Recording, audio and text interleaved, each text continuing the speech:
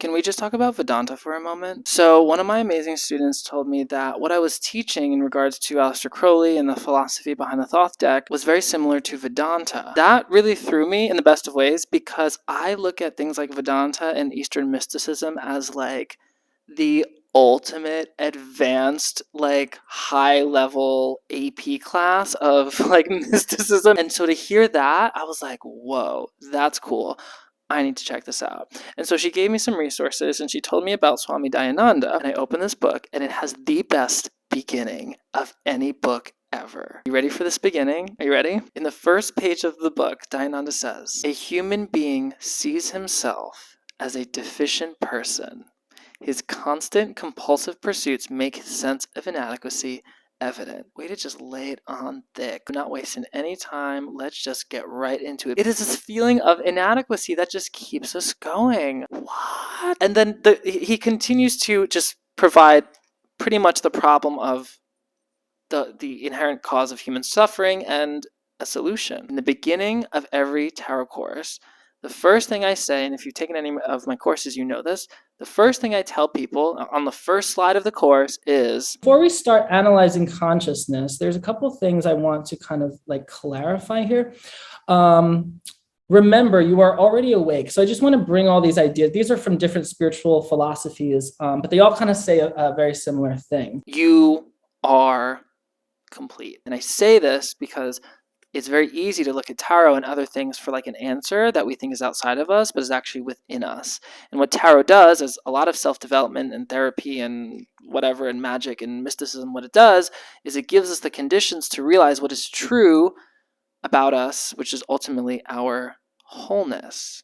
It allows for us to at least look at ourselves in a way that we are not looking at ourselves to like understand our completion. But I mean, the idea behind this book is that everyone sees themselves, at least in some way, as incomplete. And I think that's so beautiful to hear because I really believe it's true. I really believe that if you're alive and you have a pulse and you're not an awakened guru, there's somewhere in your mind where you view yourself as in some way incomplete. And my grandmother, who I do believe was actually woke for all intents and purposes, the biggest thing that she would say, she was a Christian Scientist, the biggest thing she would say is, "You are whole, you are love, you are perfect, a perfect reflection of God."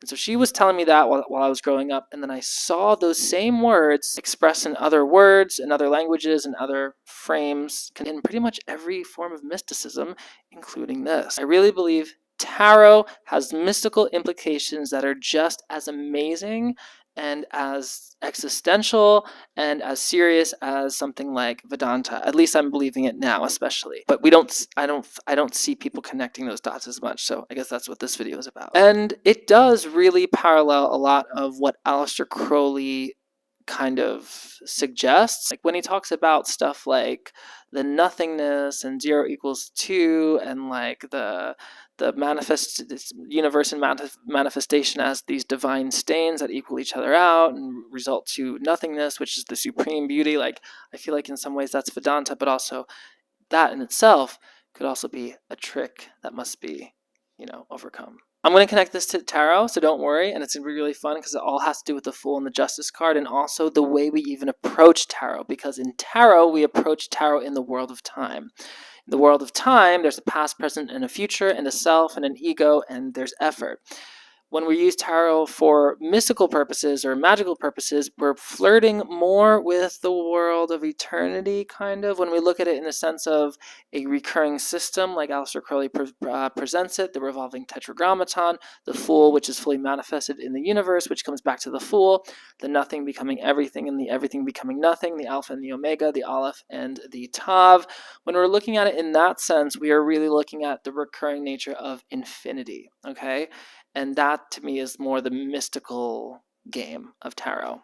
I mean, both of them are probably different sides of the same coin. We're looking at the samsara versus the nirvana.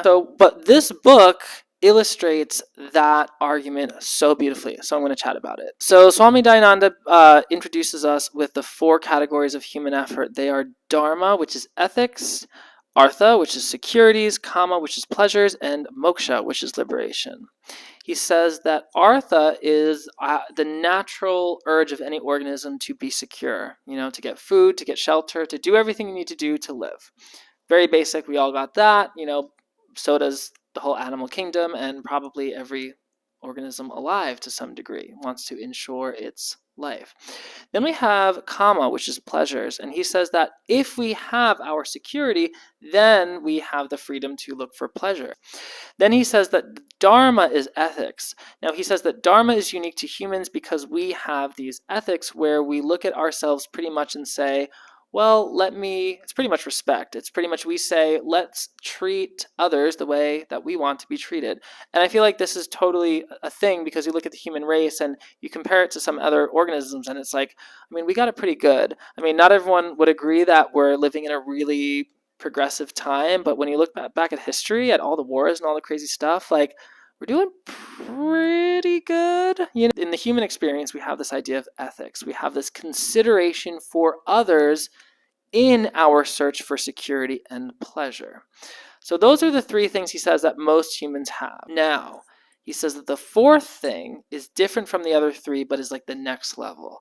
The next level is liberation, and it's like liberation from all suffering. But the thing is, he goes into this very, very beautifully. He says that liberation from suffering is the realization of your completeness, and that to realize something that is already true, you can't just change the conditions, okay? So what he says is that in the realm of pleasure seeking and security seeking, that's karma.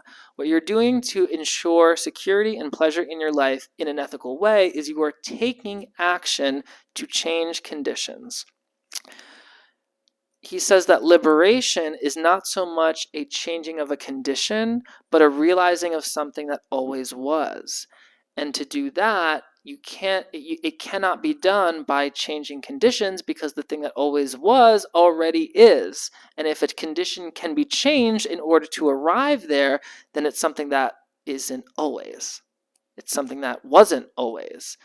So it's conditionless. In understanding this conditionless truth, you understand your adequacy and you are liberated from suffering, because the source of suffering is looking at yourself as being inadequate, incomplete. This is the major arcana. This is the fool who is divinely ignorant, who becomes aware of things, and as he becomes aware of things, he enters the world of time and the world of karma, and the irony is, by the fool who's already complete in his incompleteness, he is everything by being nothing. Ironically, it's actually a new form of ignorance that brings him into incarnation. That new form of ignorance is the Magus card, the magician, which is thought itself, mind, and that is from there the birth of eventually the ego, the self and the non-self, the separation of the self and the non-self, and the Lover's card, which generates all forms and all things, and it just gets more diverse and fun and complex from there. But until we reach the Adjustment card, which is justice, which is karma itself. Karma being action that changes conditions for what we want. We go through the major arcana, searching for security, searching for pleasure, and then eventually searching for liberation, which we find again not until the World card, the last card, the universe. And in the universe, the idea is we arrive at the same place that we started from the Fool, but in all completion. This is what it means to Aheya, Asher, Aheya. This is what it means, the Hebrew phrase for I am that I am. When we arrive in the universe card, the last card of the deck, we answer to the source saying I am with an I am. This symbolizes a recognition of our infinite nature, our adequacy, even though we are incarnated as separate beings. At the end of the deck, you see a woman who is the Shekinah, the manifest divine entity in the world, stepping on a snake. And this is a symbol of stepping on, conquering, but also integrating life and death, our DNA, and our evolutionary history. We integrate all of that, and by integrate, I mean see it as complete, as adequate. as nowhere that you actually need to go. That is the meaning of the World card, completeness. It is the finishing final act of the whole thing. That's why it's connected with Saturn, which is classically the outermost planet that completes and creates the boundary of the solar system. Swami Dayananda says that to remove all ignorance is to pretty much become enlightened and have that knowing that you are adequate. But to remove ignorance, it requires somebody to tell you. And this is where this book gets so cool. Towards the end, he pretty much says, anyone can tell you you're complete, but you won't believe it unless you are told by a master who knows himself or herself to be complete. And that to me just really sent me, because I know from experience that things I've heard from my mentors who vibrate at a much higher frequency than I do, hearing it from them, even though I've read it in many books, has changed my consciousness in a certain way. Knowing their own completeness and declares your completeness, I guess it works. At least that's what the book says. And yeah, I think that's really cool. So my curiosity is, can that same thing happen with something like tarot? At the making of this video, I feel like to the gravity of the work of Vedanta, I would say no, but I feel like there's still room for exploration. And I feel like maybe tarot does that at a smaller scale. And let's be honest, we're not all trying to have enlightenment right now, because I think we are, a lot of us, enjoying the world of karma. I know I am. He then goes on to distinguish the two sections of the Vedas. The first section dealing with ways to acquire security, pleasure, and ethics. And the later section, which is the Vedanta, the end of the Vedas, which have to do with moksha and liberation. What he makes clear is that the first part of the Vedas give you knowledge of action that you can take to get the result of security and pleasure, etc. But, and this is the coolest part, in the Vedanta, the knowledge itself is what you're looking for. It's knowledge for knowledge's sake, but it's the knowledge, the awareness of what you are that liberates you. I believe that this is the ultimate distinction between tarot divination and tarot mysticism.